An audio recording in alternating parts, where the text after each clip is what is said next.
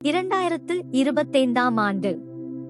நிலா நகரம், ஒளி, சத்தம், வேகம் நிறைந்த நவீன நகரம். குழந்தைகள் எல்லாம் மொபைல் கேம்ஸ், டேப்லெட்லேயே மூழ்கியிருந்தார்கள். விளையாட்டு மைதானம் காலியாக. ஆனா வைஃபை மட்டும் ஃபுல் ஸ்பீட். அந்த நகரத்தில் 9 வயது பையன் ஆரவ். அவன் எப்போதும் ஸ்கிரீன் முன்னால்தான். அம்மா கூப்பிட்டாலும் அப்பா பேசினாலும் அவன் கேட்கவே மாட்டான். அவனுக்கு நேரம் பறக்குது, ஆனா அவன் கவனிக்கவே மாட்டான். ஒரு நாள் தாத்தாவின் பழைய அறையில் விளையாடும் போது ஆரவ் ஒரு பெரிய பழைய கடிகாரம் கண்டான். அதில் எழுதப்பட்டிருந்தது, நேரத்தை மதிப்பவன் வாழ்க்கையை ஜெயிப்பான். ஆரவ் சிரிச்சான். அடடா, பழைய கடிகாரம்தான், என்ன ஸ்பெஷல்? அவன் கடிகாரத்தை திருப்பினான். ஆச்சரியம்! காற்று நின்றது. பறவைகள் வானத்தில் ஃப்ரீஸ் ஆனது.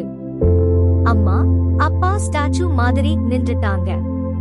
உலகமே பாஸ் பட்டன் அழுத்திய மாதிரி ஆகிவிட்டது. ஆரவிற்கு ஒன்றுமே சிறிது நேரத்திற்கு புரியவில்லை. பிறகு அந்த கடிகாரத்தினால் தான் இது நிகழ்ந்தது என்பதை புரிந்து கொண்டான். ஆரவ் மட்டும்தான் நடக்க முடிந்தது. அவன் குதிச்சான். வா, இப்போ நான் எவ்வளவு கேம் வேண்டுமானாலும் விளையாடலாம். அவன் ஓடி எடுத்தான், விளையாடினான். ஆனா சில நிமிடங்களில் அவன் முகம் சீரியஸ் ஆனதையும் யாருமே அவனிடம் பேசாமல் சிலை போல் நின்று கொண்டிருந்தனர். அப்பா பேசவே இல்லை, அம்மா பேசவே இல்லை, நண்பர்கள் விளையாடவே இல்லை. உலகம் இருந்தது, ஆனா வாழ்க்கை இல்லை. ஆரவ் மனசு ஹெவி ஆனது. அவன் மெதுவா சொன்னான், நேரம் இல்லன்னா மகிழ்ச்சி இல்லையே. ஆரவிற்கு அப்பொழுதுதான் உண்மை கொஞ்சம் கொஞ்சமாக விளங்க ஆரம்பித்தது. அப்போ கடிகாரம் பேச ஆரம்பிச்சது. ஆரவ், நேரத்தை நிறுத்துவது சக்தி இல்லை, நேரத்தை சரியாக பயன்படுத்துவதுதான் உண்மையான புத்திசாலித்தனம் என்று. ஆரவ் உடனே கடிகாரத்தை திருப்பினான்.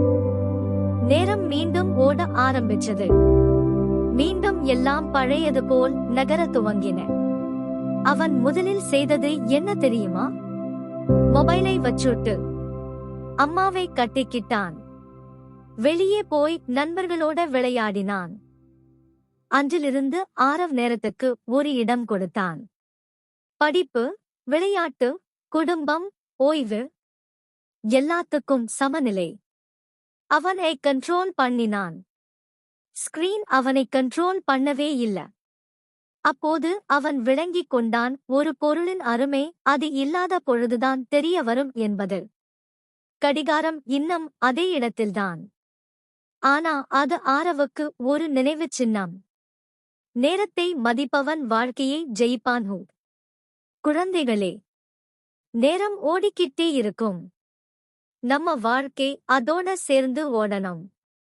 நேரத்தை மதிச்சா மகிழ்ச்சி, விளையாட்டு, படிப்பு எல்லாம் நம்மோட வரும்.